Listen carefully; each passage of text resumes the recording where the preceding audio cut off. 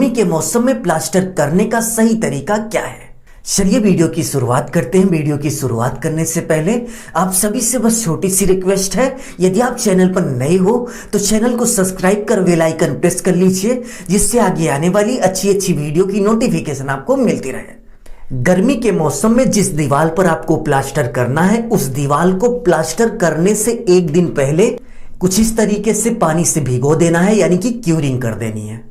Example की बात करें तो मान लीजिए इस दीवार का प्लास्टर आपको कल सुबह करना है, तो आज की ही शाम में आप इस दीवार को पूरी तरह से भिगो लेंगे, यानी कि पूरे दीवार की क्यूरिंग कर लेंगे। अब यहाँ पे क्वेश्चन उठता है कि यदि हमें कल प्लास्टर करना है तो हम एक दिन पहले दीवार की क्यूरिंग क्यों करेंगे, यानी कि हम एक दिन पहले ही दीवार को पानी से कुछ इस तरीके से क्यों भिगोएंगे।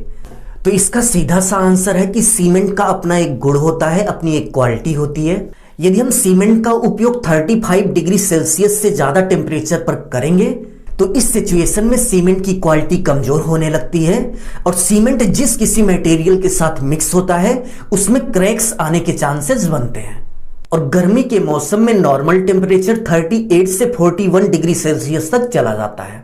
सो यदि आप प्लास्टर करने से एक दिन पहले वाल की क्यूरिंग यानी कि वाल की तराई कुछ इस तरीके से कर देंगे तो वाल में नमी बनी रहेगी, जिससे यदि मौसम की गर्मी ज्यादा भी होती है तो दीवार में नमी होने के कारण दीवार का जो टेम्परेचर है वो 35-36 के अराउंड बना रहता है।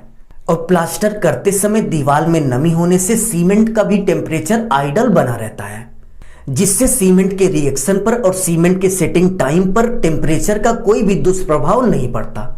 सो यदि आप गर्मी के मौसम में प्लास्टर वर्क करा रहे हैं और आपके एरिया का जो टेम्परेचर है वो 35 डिग्री सेल्सियस से ज्यादा चला जाता है, तो इस सिचुएशन में जिस दीवार पर आपको प्लास्टर कराना है उस दीवार को एक दिन पहले कुछ इस तरीके से पानी से भिगो दीजिए। तो दीवार को कुछ इस तरीके से प्लास्टर होने से एक दिन पहले पानी से भिगोने के बाद अगले दिन जिस समय प्लास्टर होने वाला हो फिर से आप एक बार पूरी दीवार को पानी से भिगो देंगे। दीवार को पानी से भिगोने के बाद अगले स्टेप में आप प्लास्टर करने के लिए मोर्टार यानी कि मसाला तैयार करेंगे। प्लास्टर के लिए मोर्टार यानी कि मसाला तैयार करने के लिए आप कुछ इस तरीके से सीमेंट और सैंड का मिक्सचर बनाएंगे। बट सीमेंट और सैंड का मिक्सचर बनाने से पहले आपको एक इंपॉर्टेंट वर्क कर लेना है। मोर्टार बनाने के लिए आप जो सैंड यानी कि बालू मोरंग का उपयोग करेंगे उसको सबसे पहले कुछ इस तरीके से फिल्टर कर लेंगे। यदि आप बालू मोरंग को कुछ इस तरीके से फिल्टर कर लेते हैं तो सैंड में जो भी गंदगी होती है वो कुछ इस तरीके से बाहर निकल जाती है। सैंड को फिल्टर करने के बाद कुछ इस तरीके से आप सैंड में सीमेंट डालकर अच्छे से मिक्स कर लीजिए। अच्छे से मिक्स करने के बाद आपको सैंड और सीमेंट के मिक्सचर में कुछ इस तरीके से वाटर यानी कि पानी डालना है, और पानी डालने के बाद कुछ इस तरीके से मोर्टार यानी कि मसाला तैयार कर लेना है। अब यहाँ पे क्वेश्चन उठता है कि प्लास्टर करते समय हमें किस रेशियो में सैंड और सीमेंट का उपयोग करना चाहिए।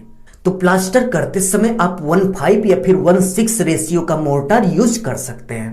तो कुछ इस तरीके से मोर्टार यानी कि प्लास्टर के लिए मसाला बनाने के साथ साथ आप कुछ इस तरीके से एक सीमेंट का मिक्सचर यानी कि घोल तैयार कर लेंगे।